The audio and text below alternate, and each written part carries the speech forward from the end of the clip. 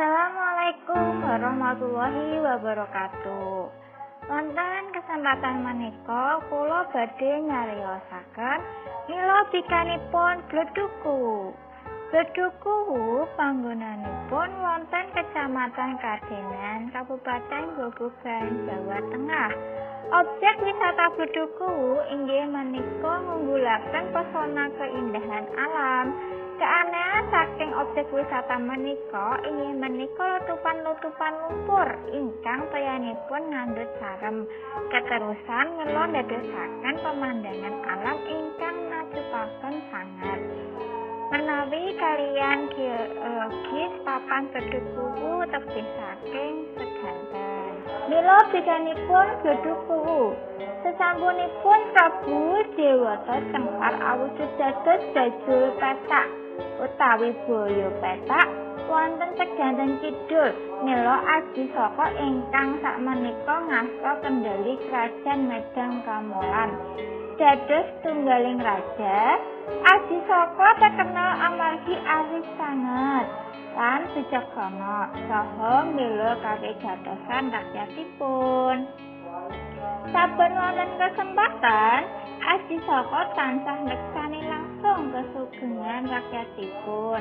Ngantos tunggaling dinten nalika panjenenganipun tindak wonten setunggaling dusun ingkang tentrem, Aji Saka beksa kegerombolan perawan ingkang saweg manumbuk pantun kaliyan ngagem lesung lan alu.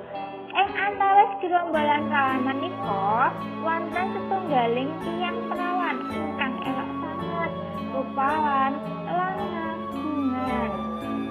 Kucing menawan. Bab menika ndamel Prabu Aji Saka ndredeg. Wekdal saweg numbuk pantun menika ndadak nyamping jare ingkang dipun agem sang perawan kesingkap. Mila ketingal suku perawan asing kasebat lan Aji Saka preksa pemandangan kasebat. Aji Saka dados bernafsu sanget mila ndamel netes sepermanipun wonten siti lan dipatuk dening setunggal ayam. Kagem tetep jaga wibawa, Aji Saka enggal wangsul dhateng Krajan Medang Kamolan lan dipun cariosaken ayam kasebat njadahi tigan lan ingkang kagungan ayam tiyang randha yuswa tigang kasebat diangkremi wonten lumbung lajengipun. Sesampunipun sawetawis wekdal ndadak dusun kasebat dados gempar amargi tigan kasebat netes. Ananging sanes kutuk kasunyatan malah dados tunggal saweg ingkang ageng. Wonten dawane salira sawet kasebat wonten saratanipun putrane Aji Saka kaliyan Aksara Jawi. Lan anehipun malih sawar kasebat saged picanten layakipun manungsa. Amargi tansah madosi ramanipun mila dening randha yuswa kasebat si sawet dipun dherekaken dhateng krajan. Kagem Aji Saka piyambak menika saestu ngagetaken nanging dados tunggaling tiyang raja ingkang arif, Aji Saka badhe ngakeni sang sawar putranipun kaliyan syarat bilih sang sawar saged ngedani Bujul Petak utawi Boyo Petak wonten sedanten kidul. Kagem ngendani kehebohan masyarakat, mila sang sawar dipun kedahaken langkung lebeting bumi. Sadangu tindak lan kondur saking sedanten kidul. Sang sawaripun nyanggupi lan enggal tindak dhateng sedanten kidul. Papabenan hebat kedados antawis sang sawar kaliyan Bajul Petak lan dipun menangaken dening sang sawar. Wekdal kondur saking sedanten kidul tumuju Medang Kamolan, sang sawar bingung nalika piyambakipun medalaken mustaka. Kasunyatanipun nembe dugi wonten Kuwu, tlatah wonten Kabupaten Grobogan, Jawa Tengah.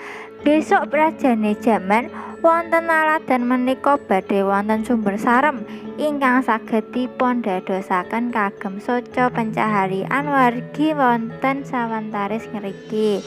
Wicantenanipun sang sawar. Sang sawar nggih wangsul ngejengaken perjalananipun lan kagem ingkang kaping kalih sang sawar medalaken mustaka wonten Jana lan ingkang dhateng 3 wonten Cerewek. Dumugi kaping 3 pisanipun dereng leres Sang Sawer muwun lan netes waspanipun. Ngantos sakmenika wonten kaping kalih papan kasebat ugi saged nyasilaken sarem. Nanging kagem tlatah crewek saremipun kepriksan keabangan. Bab menika dipunestuni amargi waspa Sang Sawer. Akhiripun dhateng Sang Sawer wonten Krajan Medangkamulan lan kaliyan ageng penggalih aji saka ngakeni Sawer kasebat putranipun lan dipun paringi asma Jaka Linglung.